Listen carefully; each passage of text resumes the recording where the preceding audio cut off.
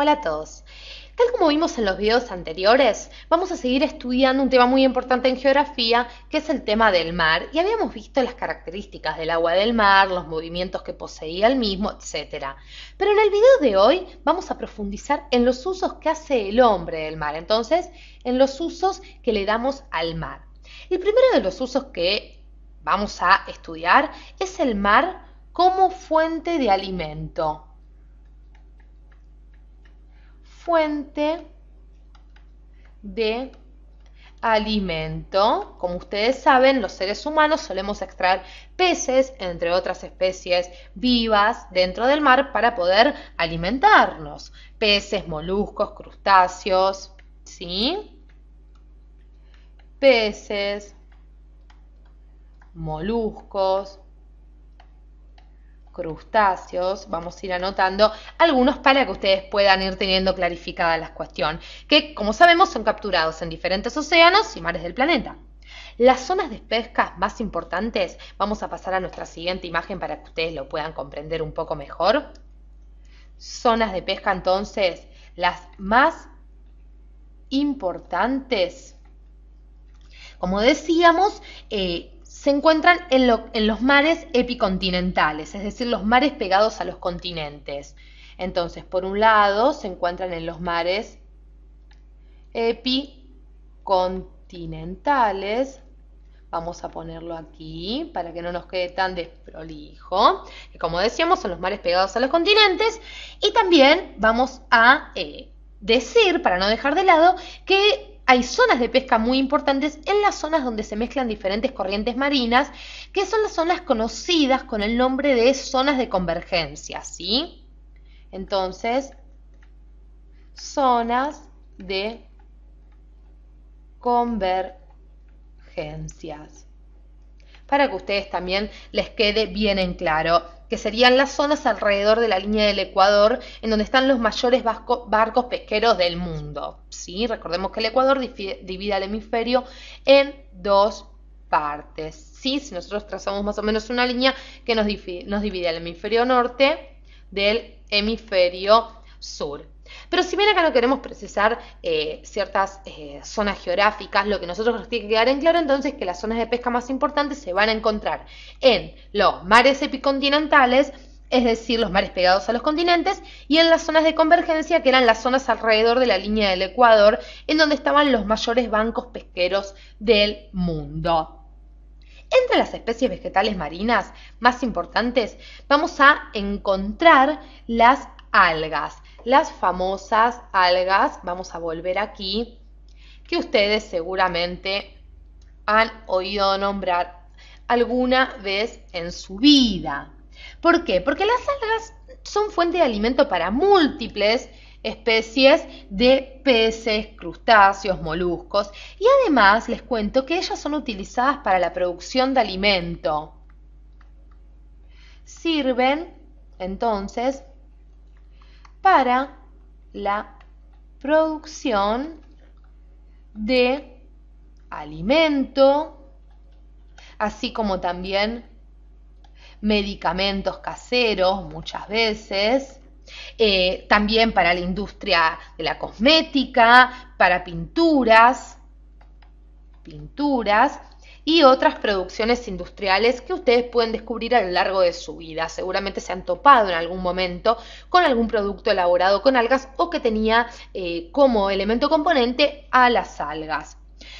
Por su parte, les cuento que las especies animales marinas también son variadas. Existe una gran amplitud de su uso con respecto a la fuente de alimento del cual hace uso el hombre, ¿sí? Decíamos que el principal uso del mar que hace el hombre es tenerlo como fuente de alimento, por eso se va a alimentar o va a tener en cuenta una gran variedad de peces y diferentes organismos vivientes, ¿sí? Muchas especies de peces, les cuento, son utilizadas para la alimentación y las principales van a ser, por ejemplo, y vamos a ir al mapa para marcar algunas más importantes, como decíamos, el atún, ¿sí? Que estamos marcando en el mapa con las zonas en color rosado, por ejemplo en color celeste lo que sería el bacalao, también solemos comer salmón, ¿sí? sardinas, crustáceos, moluscos. Otras especies bien sabemos que van a ser codiciadas por sus pieles,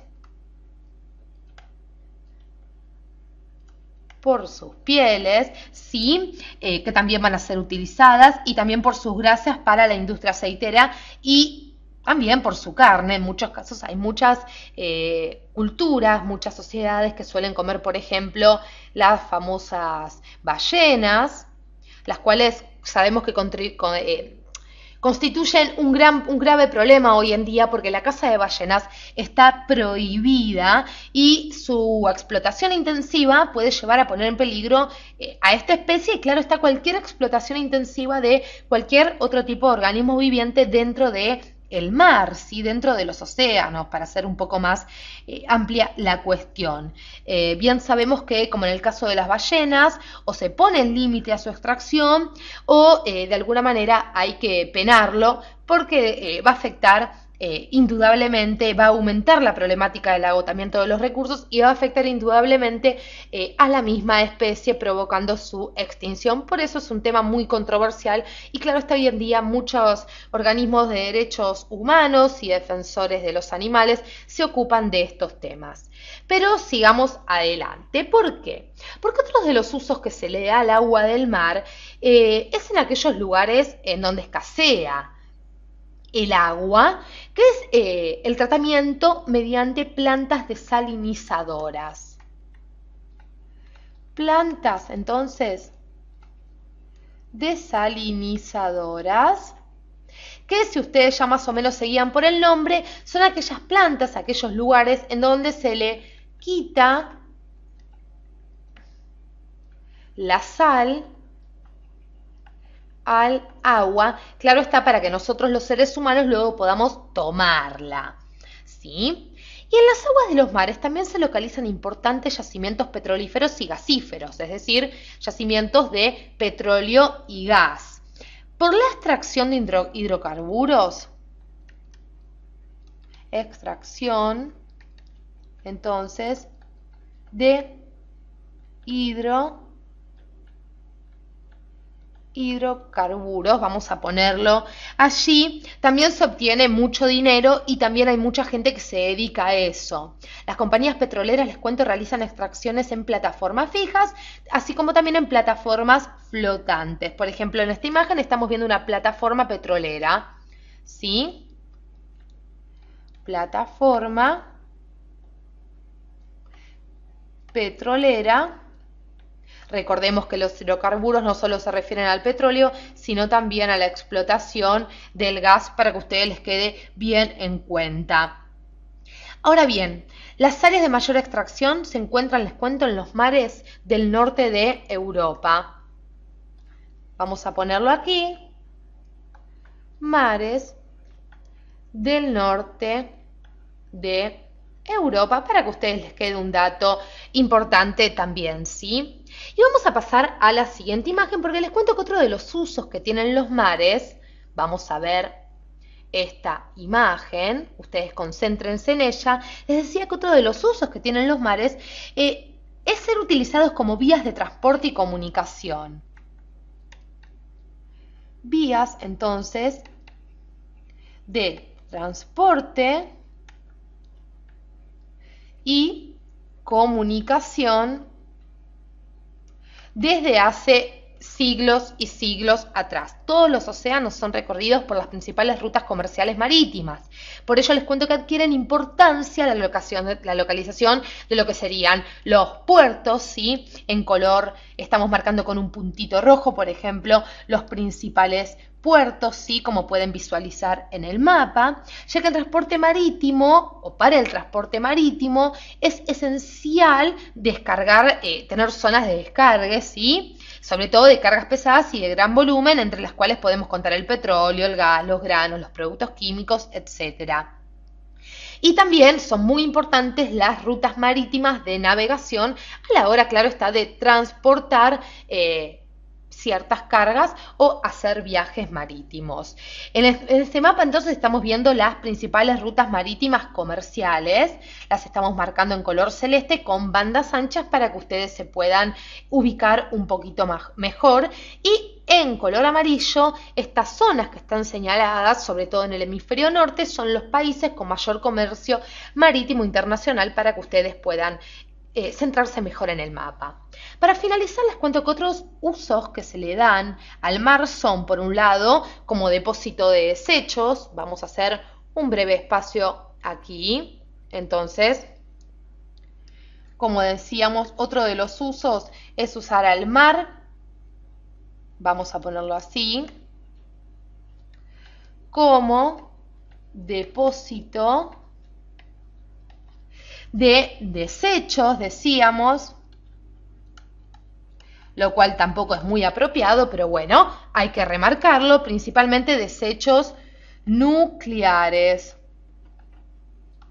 Es decir, no queda otra opción que depositar los desechos nucleares por el momento en los mares.